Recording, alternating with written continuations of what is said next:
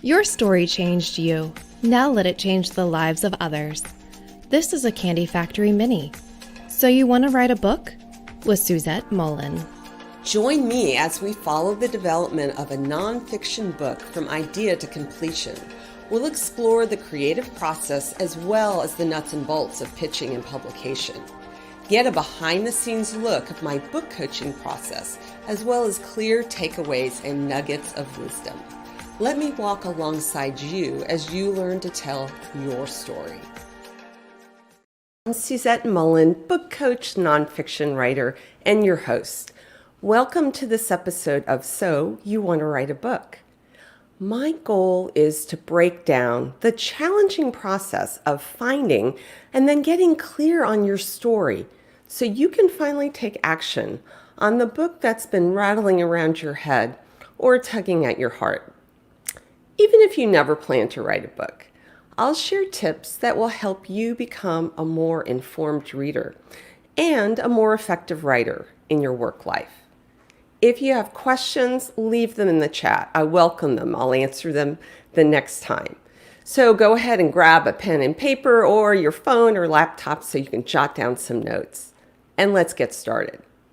Last week we looked at the elevator pitch, which is an important step in building the foundation for your nonfiction book. I showed writers how to construct their pitch, and I shared why it matters beyond the obvious desire to not stammer every time someone asks you, "What's your book about?" Now, this week we're looking at jacket copy, which is really an expansion of the elevator pitch. So first, what is jacket copy? Well, jacket copy is exactly what it sounds like. It's the copy you find on the inside flaps of a hardback book. Now, in a paperback book, you'll find the jacket copy on the back cover because there's no actual jacket. Remember the days when we used to roam around bookstores and you'd pull out a book and the jacket copy is what you would read to discover if you actually wanted to buy that book. Now, on Amazon or another online retailer, the jacket copy is the description that you find on that page.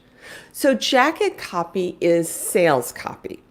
It lets the reader know what the book's about, why they should care, and ultimately why they should want to buy the book. So why should you care about jacket copy? Well, if you're an aspiring author, there are at least 3 reasons you should care. Now, the first reason is that jacket copy forces you to describe your book in a very succinct fashion. If you can't do that, chances are you're still fuzzy about your book idea or your main point. It's a sign you still have work to do. The second reason is whatever path you end up choosing for publication, you will ultimately be the #1 marketer for your book. And remember, jacket copy is sales copy, so it forces you to think about your book out in the world, about who your reader is and why she should care, what she actually needs. Again, if you're having difficulty writing jacket copy, it's a sign that you still have more work to do about clarifying who your reader is and what she's looking for. Now, the third reason is very practical. You actually need to write jacket copy, not just as an exercise to see how clear you are about your point and your reader. If you're self-publishing, you need to write the copy yourself, unless, of course, you decide to farm it out to someone else. And if you're planning on attempting traditional publication and you're going to be pitching to agents, jacket copy will give you a head start on your query letter, which is the 1-page document you use to pitch to agents. So let's look at an example of jacket copy. I pulled out Untamed by Glennon Doyle, which is a current best-selling memoir. So I'm going to read part of her jacket copy, and I'd like you to listen for the following. Can you tell what the book is about? Can you tell who the book is for? And can you tell what the takeaway is for the reader? This is how you find yourself. There is a voice of longing inside each of us. We strive so mightily to be good partners, daughters, mothers, employees, and friends. We hope all this striving will make us feel alive. Instead, it leaves us feeling weary, stuck, overwhelmed, and underwhelmed. We look at our lives and wonder, wasn't it all supposed to be more beautiful than this? We quickly silence that question, telling ourselves to be grateful, hiding our discontent, even from ourselves. For many years, Glennon Doyle denied her own discontent. Then, while speaking at a conference, she looked at a woman across the room and fell instantly in love. 3 words flooded her mind. There she is. At first, Glennon assumed these words came to her from on high. But soon she realized they had come to her from within. This was her own voice, the one she had buried beneath decades of numbing addictions, cultural conditioning, and institutional allegiances. This was the voice of the girl she had been before the world told her who to be. Glennon decided to quit abandoning herself and to instead abandon the world's expectations of her. She quit being good so she could be free. She quit pleasing and started living. Soulful and uproarious, forceful and tender, Untamed is both an intimate memoir and a galvanizing wake-up call. And there's more, and she ends with a short bio, which all good jacket copy does. So I think this jacket copy is stunning in its clarity and directness. We know what this book is about, we know who it's for, and we know why the reader should care. Now, we can't all be Glennon Doyle, and I'm 99% sure she didn't write that jacket copy, although she's certainly capable of writing it. So let's take a look at jacket copy from a mere mortal, me, for my memoir, my work in progress. So here goes. 50-something empty nesters, Suzette and Evan, head off on a year-long adventure to figure out their next chapter. A year Suzette privately views as her last chance to break old patterns of safe choices and get clear on what she really wants. 3 years later, a comment on Suzette's memoir manuscript upsets their tidy new chapter and thrusts Suzette into the battle of her life. Will she listen to the inner voice calling her to a more authentic life? Or will she stick with the safe path and stay in her 30-year marriage? Eventually, she makes a decision to create the life she's been longing for decades. Reflective and brutally honest, Graveyard of Safe Choices takes us inside one woman's midlife journey as she learns to listen to the voice that's deep inside each of us.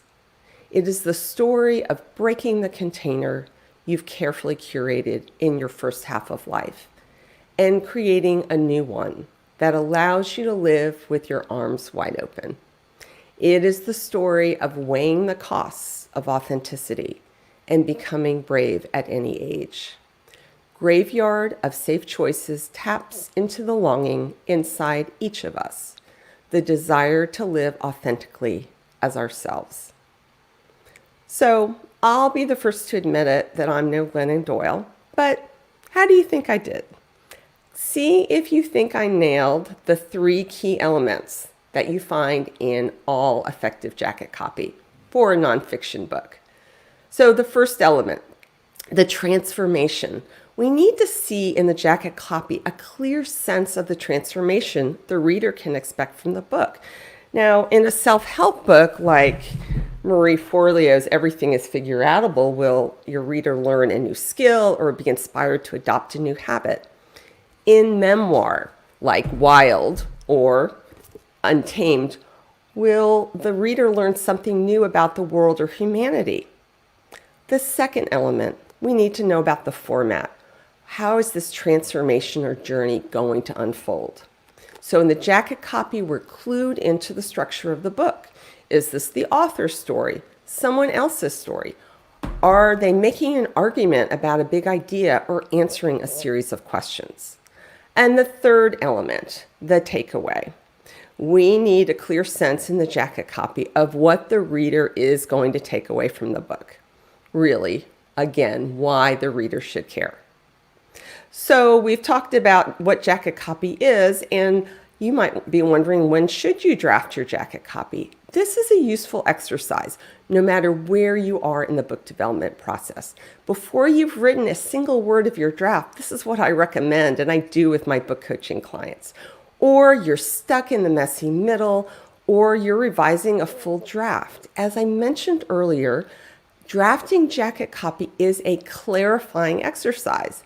It shows you what's solid in your book idea or manuscript and what still needs work.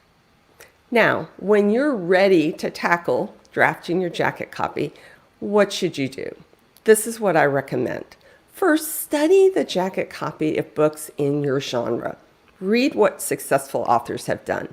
Then play around with your jacket copy. Make sure you've included all 3 crucial elements.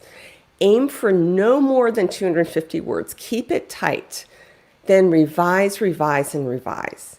Drafting jacket copy is the perfect exercise to show you where you're clear and where you are not. So as I do each week, I'd like to invite you to sign up at yourstoryfinder.com for my newsletter. It's chock full of tips to help writers like you get started, get unstuck, and get their stories out into the world. Next week, we'll be talking about how to choose a title for your book. I look forward to seeing you then. And in the meantime, happy reading and writing. So You Want to Write a Book is part of the Candy Factory mini-series and is a proud member of the Candy Factory Collective. You can find the show streaming on YouTube, Facebook, Twitch, and LinkedIn. And you can subscribe to the audio version anywhere you get your podcasts. Over the past 8 years, Suzette has been on a mission to help writers clear the fog and cut through the overwhelm so they can move their ideas out of their head and onto the page. Her later in life coming out journey and her professional experience as an author accelerator certified book coach and Dare to Lead trained professional, as well as her time at Harvard Law School, Wellesley College, and Columbia Theological Seminary, have given her a unique perspective, as well as many of her own stories to tell. When she's not writing or coaching other writers, Suzette can be found on her yoga mat, advocating for the Lancaster LGBTQ+ coalition, or hanging out with her partner, Wendy, and their rescue pup, Lucy. Visit yourstoryfinder.com to learn more about Suzette and her life story, as well as her writing coach offerings. Life's too short to stay stuck, so why not write that book? So You Want to Write a Book is produced by the Candy Factory Collective at the Candy Factory Co-working Campus in Lancaster, PA. Production support by Anna Tran. Administrative support by Ann Kirby, Ariana Henderson, Krisha Marcel, Jason Mundock, and Robert Diggs. Notes and links can be found on the show post at our website, candyfactorycollective.com. Candy Factory. Collective.